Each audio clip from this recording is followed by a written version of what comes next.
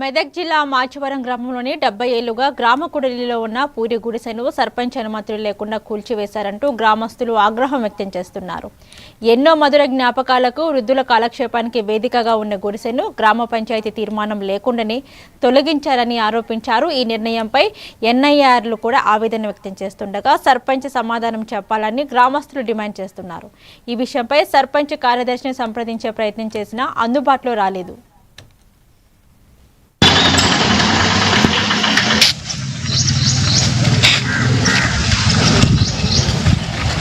పూరికి దాకా ఉండేది. తర్వాత దాన్ని మార్పు చేసి ఇక్కడ ఇది పూరి కొట్టి ట్రైన్ చేసి రేకులు ఎక్కాం.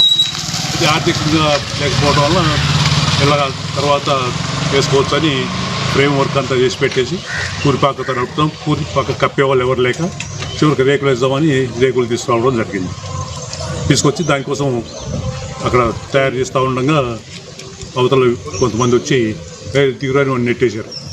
నెట్టేసారు కదా, సరే మీరు కొంటారు అని చెప్పి వెళ్ళిపోయారు. ఇక నేనే వెళ్ళిపోయారు.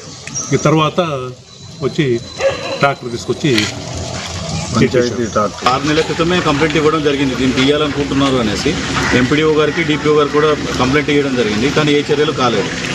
కాకపోగా ఇప్పుడు లాస్ట్ 4 మంత్ అనుకుంటాం, మేలో పిటిషన్ ఇచ్చాం, దాన్ని ఇది చేస్తున్నామని, కప్పడానికి ఇస్తున్నామని. కానీ దాని చాలా అన్యాయకరమైన విషయం ఇది. ఇక్కడ దీని బ్యాక్ సైడ్ వాళ్ళది సర్పంచ్ గారిది స్థలం అంట. దానికి అడ్డంగా ఉన్నది దీన్ని తొలగించాలని చూస్తున్నారు. ఇది ఎప్పటి నుంచో జ్ఞానోదయ సెంటర్గా మన పంచాయతీలో కూడా ఉంది. దీని గురించి సెక్రటరీ గారు కూడా చెప్పారు.